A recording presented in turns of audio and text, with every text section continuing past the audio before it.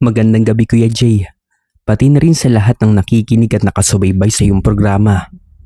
Ako po si Carlito. Katulad ng marami sa mga tagapakinig mo, matagal na rin akong mahilig sa mga kwentong kababalaghan. Lalo na kapag sumasapit ang hating gabi at tahimik na ang buong paligid. Pero ang ibabahagi kong kwento ay hindi lang basta kwentong bayan para lang makapanakot. Ito ay totoong nangyari sa akin at sa pamilya ko. Isang karanasan noong kabataan ko na hanggang ngayon po, kapag bumabalik sa isip ko, ay pinalalamig pa rin ang buong katawan ko at pinapatayo ang lahat ng balahibo ko sa braso at leeg. Nangyari ang lahat ng ito noong taong 1988 sa lalawigan ng Bulacan. Hindi ko na po sasabihin kung saan ito sa Bulacan o saang bayan ito bilang proteksyon na rin po. Noon Kuya Jay, malayo pa sa modernong estado ang maraming liblib na bahagi ng aming probinsya. Hindi pa tulad ngayon na halos bawat kanto ay may ilaw mula sa poste. Meron ding mga kalsadang sementado na at may mga kainan o tindahan na bukas 24 oras. Noong mga panahong iyon, kapag sumapit na ang alas 6 ng gabi at lumubog na ang araw, lalamunin na ng napakaitim na kadiliman ng buong kalsada at mga bukirin. Ang tanging nagbibigay ng kaunting liwanag sa aming paligid ay ang buwan sa itaas.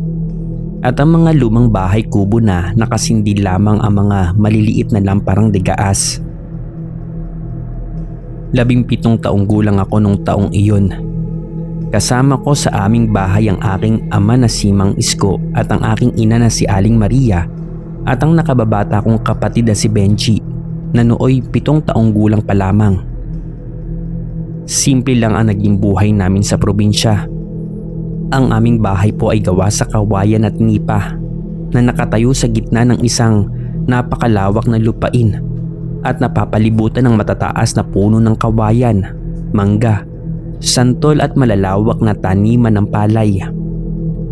Ang pinakamalapit naming kapitbahay ay medyo matindi ang kalayuan Mga 20 minuto hanggang kalahating oras paglalakarin mo sa gitna ng matatayog na damo at matatalim po na daanan. Noong mga panahong iyon sa Bulacan, may isang usap-usapan na patuloy na nagpapagimbal at nagpapatakot sa mga mamamayan po dito. Balita po kasi sa aming pwesto na may gumagala doon na isang manananggal at ang kasama nitong tiktik sa mga karatig na baryo. Sinasabing may mga alagang hayop na natatagpo ang patay na sa kanilang mga kulungan tuwing madaling araw, tulad na lang ng baboy, baka at kambing na pinaluwa ang mga bituka. Balita ko warak-warak din ang leeg at sagad talaga ang pagkaubos ng dugo sa katawan. Ang mas nakakatakot pa at nagdulot ng matinding dalamhati. Meron kasing 2 buntis mula sa kabilang sitio ang bigla na lamang nakunan ng walang malinaw na medical na dahilan. Sabi ng mga matatanda na nakasaksi, naramdaman daw ng mga ina na may parang mahabang dila na lumaylay mula sa bubong ng kanilang kubo habang sila daw ay natutulog sa gitna ng hating gabi. Bilang isang kabataan na lumaki sa probinsya, kalahati ng isip ko ay naniniwala at kalahati naman ay nagdududa. Inisip ko noon na baka gawa-gawa lang iyon ng mga matatanda para lang hindi kami gumala kapag gabi na o para pigilan ng mga tao sa pag-inom sa labas. Pero lahat ng pagdududa, katigasan ng ulo at pag-aalinlangan sa isip ko po ay pinalitan ng matinding takot dahil sa isang pangyayaring hindi ko po malilimutan hanggang sa ako po ay nabubuhay. Nagsimula po ang lahat noong huling linggo ng Oktubre taong 1988. Noong mga araw na iyon, ang aking ina na si Maria ay 7 buwang buntis sa aming bunso. Dahil medyo maselan po ang kanyang pagbubuntis, Madalas siyang nakahiga lang at nagpapahinga sa aming papag sa loob ng kubo. Ang aking ama naman na si Mang Isko ay madalas na gabihin at naiiwan sa bukid dahil yun ang panahon ng pag-aani at pag-aayos ng mga patubig sa palayan bago pa man dumating ang tag-ulan. Kaya naman ako ang laging naiiwang lalaki sa bahay para magbantay, mag-asikaso at magprotekta kina nanay at sa aking kapatid na si Benji. Alas 7 pa lang ng gabi noong Biyernes na iyon, ramdam mo na ang kakaibang bigat sa hangin. Pagkatapos namin maghapunan ng tinapang bangus, munggo at baho na kanin, pinatay na namin ang karamihan sa mga lampara para makatipid sa gaas at isang maliit at humihingal na ilawan na lamang ang naiwang nakasindi sa gitna ng aming sala. Ang bahay po namin ay walang modernong pintuan o matitibay na lock. Mga simpleng gawa lang ito sa kawayan at kahoy lang na binabara ng isang mabigat na baston at troso po sa loob kapag gabi. At isang nakakabinging katahimikan ang naghari po sa paligid ng aming kubo. Ang tanging naririnig mo lang ay ang paulit-ulit na huni ng mga kuliglig. Ang paminsang-minsang pagkahol ng mga aso sa malayo na parang may nakikitang hindi dapat makita. At ang malamig na hangin na humahagupit sa matatayog na dahon ng kawayan sa likod ng aming bahay.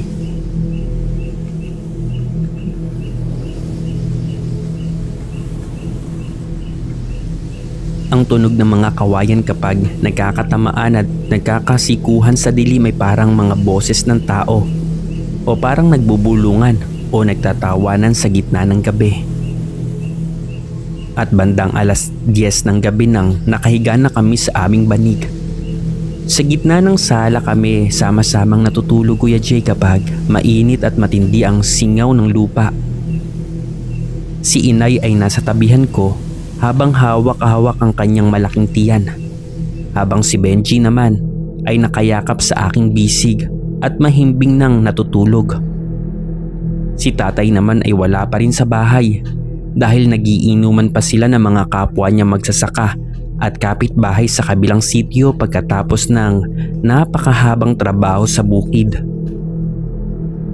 Habang nakatitig ako sa amakan at nipa ng aming bubong sa gitna ng kaunting liwanag ng lampara, bigla po akong nakaramdam ng isang kakaiba at nakakapangilabot na pagbabago sa paligid ng aming lugar.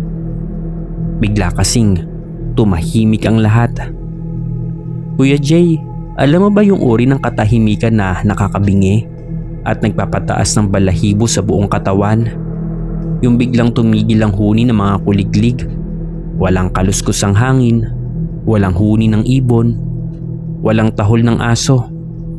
Parang sa isang iglap, biglang pinatay ng kalikasan ang lahat ng boses at tunog ng mundo. Wala kang kahit ano na maririnig. At kasabay ng nakakabinging katahimikan na iyon ay ang biglang pagpasok ng isang napakabahong amoy mula sa labas ng aming bahay. Amoy bulok po ito. Napakatapang at napakatindi po ng amoy na iyon, na para bang may isang malaking bangkay na hayop o tao na itinapon sa ilalim mismo ng aming bahay kubo o sa gilid ng aming bintana. Ang amoy na iyon ay nakakasuka at nakakasulasok ng ilong. Napatingin po ako sa tabi ko at gising din pala si nanay. Nakatitig po siya sa akin habang ang dalawa niyang kamay ay napakahigpit ng pagkakahawak sa kanyang tiyan. Nakikita ko sa kaunting dilaw na liwanag ng natitirang lampara ang matinding takot at panginginig sa kanyang mga mata. Hindi po siya makapagsalita o makahinga ng maayos, pero ang kanyang mga mata ay tila nagmamakaawa sa akin na huwag akong gagawa ng kahit anong ingay o kilos. Pagkatapos ng ilang segundo ng nakakabinging katahimikan at matinding amoy, narinig namin ang unang tunog sa ibabaw ng aming bahay. May pumatak sa aming nipa na bubong. Akala ko noong una ay ulan lang o hamog sa gabi. Pero hindi nagpatuloy ang patak na iyon. Sa halip, pagkatapos ng 3 patak, narinig namin ang tunog ng isang napakabigat at napakalaking bagay na direktang lumapag at tumalon sa ibabaw ng aming bubungan. May kumalabog. Yumugyog ang buong balangkas ng aming bahay kubo. Ang mga poste na gawa sa lumang kawayan at kahoy ay talagang nagtunugan dahil po sa matinding bigat ng bagay na iyon. Alam kong hindi iyon pusa. Hindi rin iyon simpleng bayawak o musang o malaking ibon, Kuya Jay. Ang bigat na iyon ay parang bigat ng isang malaking tao o mas mabigat pa, na buong lakas pa na tumalon mula sa mataas na puno ng mangga papunta sa nipa na bubong namin. Naramdaman ko ang pagbilis at pagkawala ng tibok ng puso ko. Parang gustong lumabas ng dibdib ko sa matinding kaba at takot. Niyakap ko ng mas mahigpit ang kapatid kong si Benji, na noon ay nagsisimula ng gumalaw at magunat at magising siya dahil sa mga kalabog. Mabilis kong itinakip ang aking palad sa kanyang bibig para pigilan ang anumang sigaw o tunog na pwedeng lumabas po sa kanya. At mula sa aming bubungan, narinig namin ang dahan-dahan at nagmamadaling kaluskos. May gumagapang sa ibabaw ng nipa. Ang tunog ng mga matutulis na kuko na kumakalmot at pumupunit sa tuyong dahon ng nipa ay napakalinaw at napakalapit. Dahan-dahan itong gumagalaw patungo sa bahagi ng bubong na nasa itaas mismo ng pwesto kung saan nakahiga ang aking buntis na ina. At napatingin nga ako sa itaas, Kuya Jay. Ang aming kisame ay gawa lang sa manipis na amakan o binagting kawayan na may mga maliliit na siwang at butas. Sa pamamagitan ng mga siwang na iyon, nakikita ko ang isang malaking anino mula sa labas na tumatakip sa liwanag ng buwan. May isang malaking anino na nakadapa sa aming bubong. Nakita ko ang dalawang malalaking pakpak na parang sa isang napakalaking paniki o kabag-kabag na nakatiklob sa likod nito. At ito na nga yung sinasabi nilang manananggal. Kalahati lang ng katawan nito ang nasa ibabaw ng aming bahay at ang mga kamay nito ay napakahaba, na ang mga balikat ay nakataas at nakabaluktot na parang sa isang gutom na hayop na handang sumalakay. At doon nga, Kuya Jay, sa gitna ng aking matinding pagtataka at takot, nakita ko ang isang bagay na magpahanggang ngayon ay nagdudulot sa akin ng bangungo tuwing pipikit ang aking mga mata. Mula sa kalagitnaan ng aninong iyon sa ibabaw, may lumabas kasi na isang mahaba, manipis at madulas na bagay na gumagalaw-galaw ito na parang ahas na naghahanap ng daan. Dahan-dahan itong bumababa sa pamamagitan ng maliit na siwang sa aming kisame. Ito ang dila ng manananggal. Ang dilang iyon ay kulay itim, basa at parang may mga maliliit na tinik o pangil sa buong paligid nito. Dahan-dahan itong bumababa habang naglalabas ng isang malapot na likido na pumatak sa aming kawayang sahig. Ang patak ng laway at likido nito sa kawayang sahig ay naglabas ng mabilis na usok at napakabahong amoy na para bang matinding asido na agad na sumusunog at nagpapainit sa kahoy. Ang layunin ng dilang iyon, Kuya Jay, ay napakalinaw para sa akin. Pababa ito ng pababa kasi at naglalaylay sa ere at direkta sa kinaroroonan ng malaking tiyan ng aking ina. Kuya Jay, noong mga sandaling iyon, pumasok sa isip ko ang lahat ng kwento at babala ng mga matatanda sa amin sa Bulacan, na kapag ang dila ng manananggal ay dumikit o sumipsip sa tiyan ng isang buntis, ihigop ito ng buhay, dugo at laman ng bata sa loob ng sinapupunan. At pagising sa umaga, ang bata ay wala ng buhay at tuyong-tuyo na ang tiyan ng ina.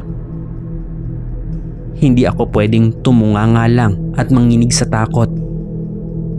Habang nangyayari iyon sa harap ng aking mga mata, kahit na parang napapako ako sa kinatatakutan ko at parang ayaw gumalaw ng mga binti ko, Dahan-dahan kong inabot ang isang bagay na nakatabi sa gilid ng aming higaan at dingding. Isang mahaba at matalim na bolo o itak ng aking ama na ginagamit niya sa bukid, na nakatabi lang doon para sa anumang proteksyon laban sa masasamang loob. Dahan-dahan kong hinawakan ng hawakan ng itak.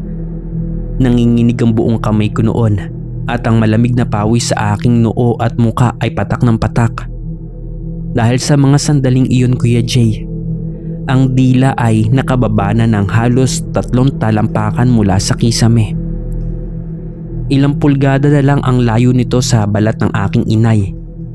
Nakapikit ang aking ina habang umiiyak na walang lumalabas na boses. Patuloy na nagdadasal sa Diyos at sa mga santo na iligtas kami sa tiyak na kapahamakan at kamatayan. Sa isang mapilis, buong lakas at walang pag-aalinlangan na pagkilos, binuhat ko ang mabigat na itak at buong lakas kong itinaga ito paitaas, direkta sa nag-aahas na dila na nakabitin sa aming kisame. Tumama ang matalas at talim ng itak sa gitna ng dila ng halimaw. Isang napakatinding tili at hiyaw ang biglang sumabog sa ibabaw ng aming bubong. Isang tunog na hindi kailanman nanggaling sa tao o sa kahit anong kilalang hayop sa mundo. Ito ay parang kombinasyon ng sigaw ng isang nasasaktang baboy na kinakatay at tili ng isang babaeng pinapatay sa hirap. Ang tunog na iyon ay napakalakas at napakatulis na parang wawasakin at bibitakin ng aming mga tenga. Kasabay ng matinding tili, ang dila ay mabilis na nabawi at nahatak pa itaas.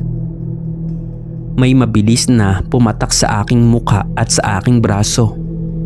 Isa itong maitim at malapot at napakainit na dugo na amoy kalawang at amoy bulok na karne. At dahil po sa matinding galit at gulat at sakit ng nilalang, nagkaroon ng matinding gulo at pagwawala sa aming bubungan.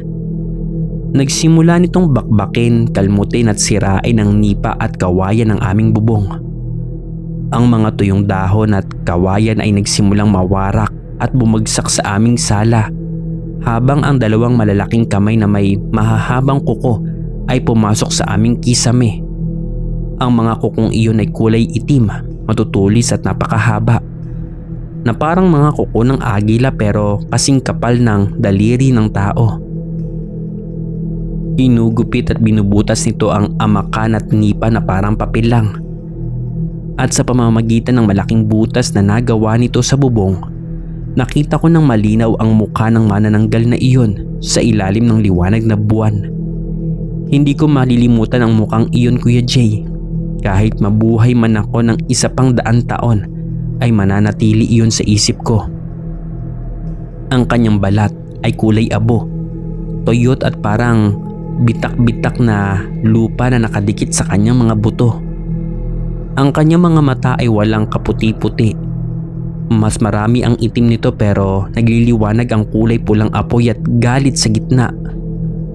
Ang kanyang ilong po ay flat at may bitak na parang sa isang tupa.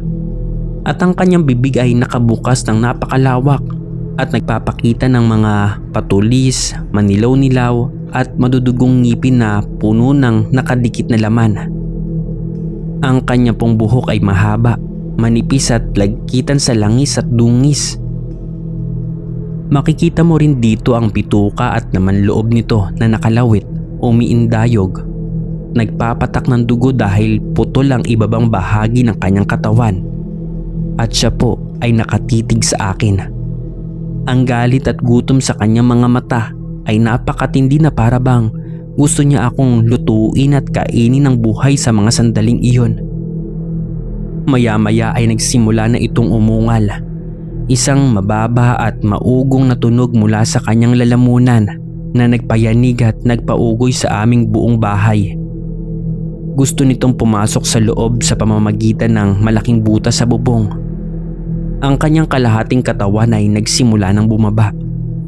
Nakita ko ang kanyang dibdib na litaw ang mga rib bones nito o taliyang, at ang kanyang balat ay may mga sugat na sariwa at inuuod.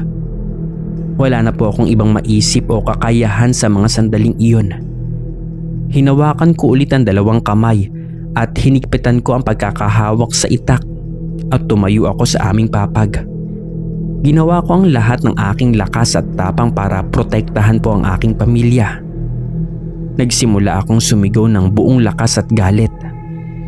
Sinabi ko sa kanya na lumayas ka dito, lumayas ka at papatayin kita. Iwinasiwas ko ang aking itak pataas na direksyon papunta sa mga kamay nitong nakahawak sa mga kawayan ng aming bubong. Tumama ang matalas na talim ng itak sa kanyang daliri at kamay at muli itong umatungal at humiyaw sa matinding sakit. Pero hindi pa doon nagtatapos ang katatakutan ng gabing iyon, Kuya Jay. Habang nakikipaglaban at nakikipagpukpukan ako sa manananggal na nasa aming bubong, narinig namin ang isa pang kakaiba at nakakapangilabot na tunog mula naman sa ilalim ng aming bahay kubo. Dahil ang bahay kubo sa probinsya noong 1988 ay nakataas sa lupa gamit ang mga poste at haligi. May espasyo at silong sa ilalim nito na ginagawang lalagyan ng mga kahoy na panggatong o kulungan ng mga manok at pato. Mula kasi sa ilalim ng aming sahig na gawa sa kawayan, may nagsimulang humampas, kumalmot at pumalo pa itaas. Ang kawayan sa sahig na inaapakan at hinihigaan namin ay nagsimulang maangat at umuga at mabasag. May isa pang nilalang na nasa ilalim, Kuya Jay. Doon ko biglang naisip ang sinasabi ng mga matatanda na nakakaalam sa aming lugar. Ang manananggal ay madalas na may kasamang tiktik o alagad kapag lumusob. Ang manananggal ang sumasalakay at nakapwesto sa bubong para maghulog ng tila at humigop ng dugo. Habang ang tiktik naman ay nasa ilalim ng bahay o sa paligid para magbantay, manindak at sumalon ng anumang dugong papatak mula sa itaas. At doon sa gitna ng kaguluhan, narinig namin ang mahinang ngunit napakalinaw ng tunog nito mula sa silong. Ayon din sa lumang paniniwala, kapag malakas ang tunog ng tiktik ay malayo pa ito.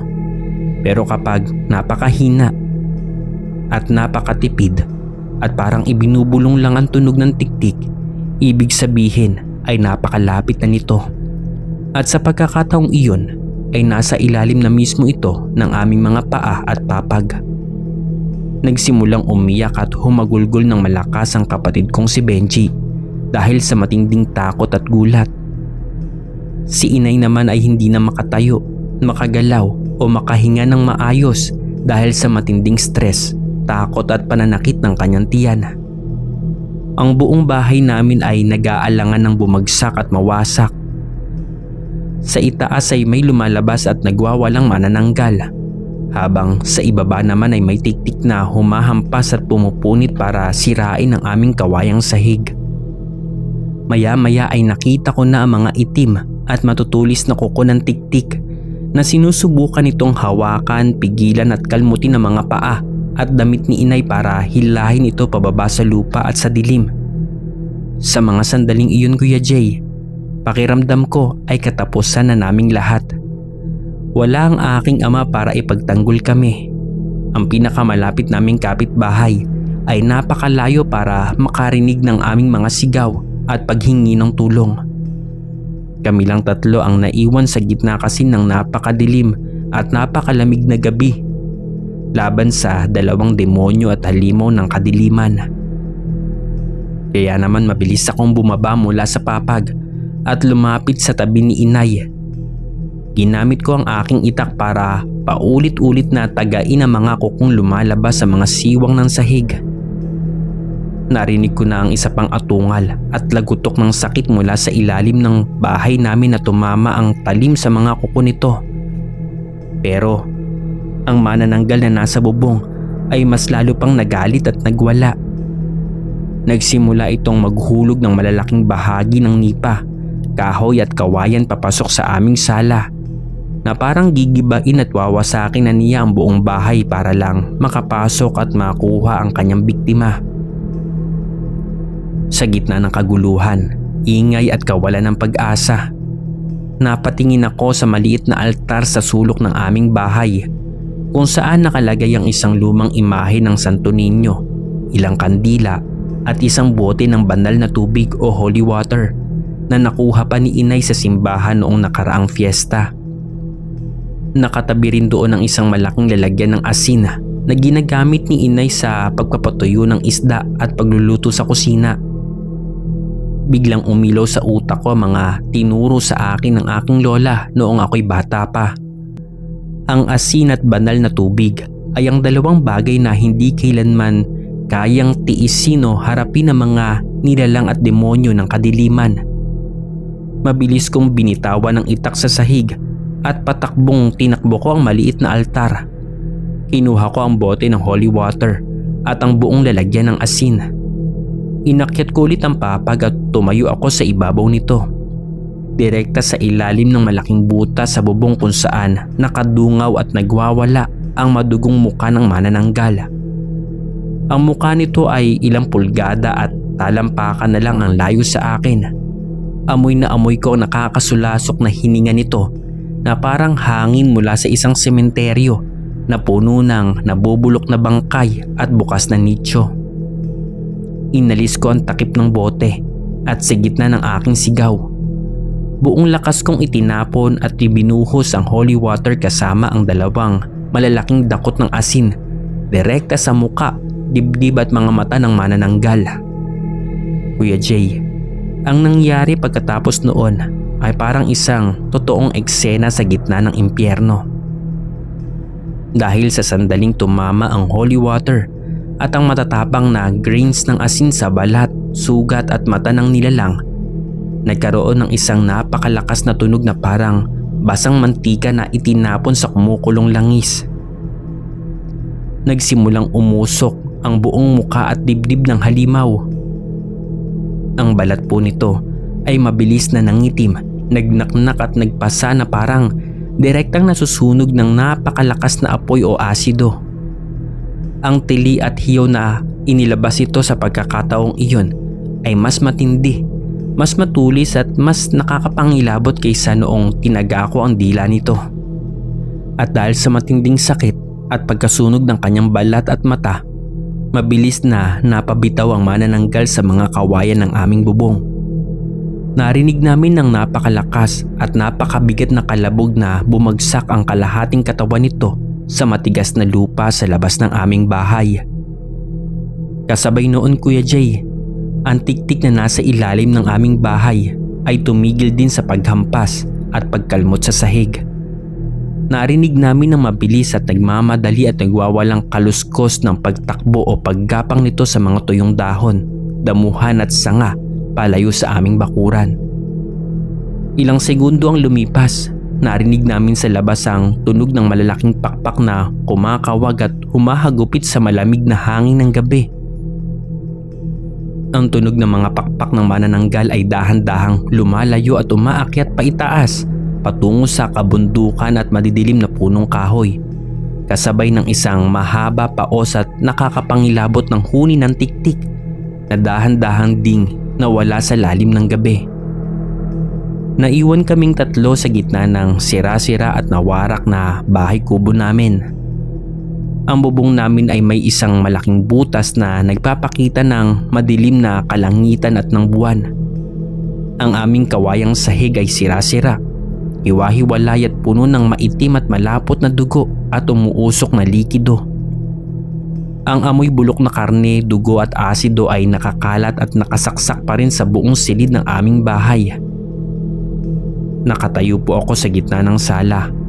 Hawak pa rin ang lalagyan ng asin at ang bote ng holy water sa isang kamay at ang itak na puno ng maitim na dugo sa kabila. Ang buong katawan ko ay basang-basa ng malamig na pawis at dugong hindi sa akin. Ang puso ko ay humahampas pa rin sa bilis at kaba at ang mga binti ko ay tuluyan ng nanghina at nanginginig. Umiiyak po si Inay, Kuya Jay, habang napakahigpit ng pagkakayakap kay Benji sa sulok ng sala. Lumapit ako sa kanila, lumuhod sa banig at niyakap ko silang dalawa ng buong higpit.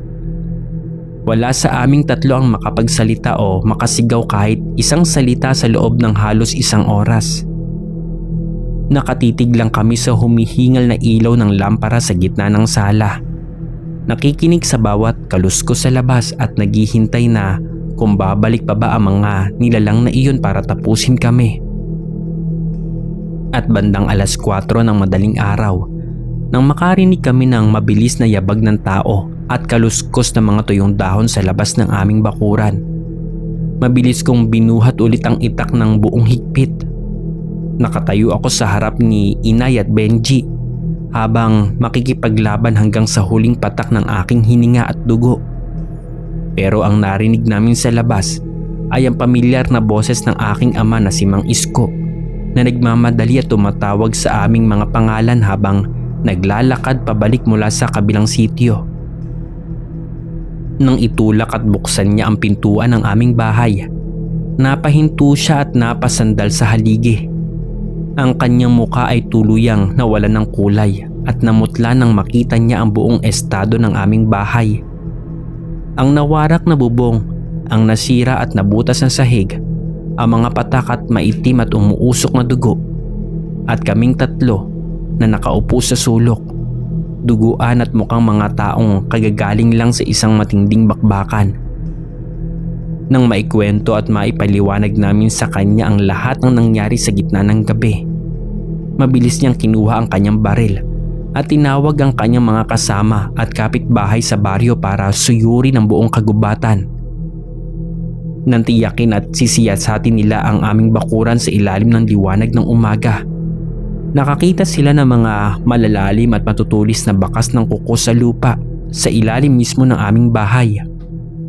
Nakakita rin sila ng mga patak at talsik ng maitim na dugo na nakakalat sa mga dahon ng kawayan at damuhan patungo sa kabundukan.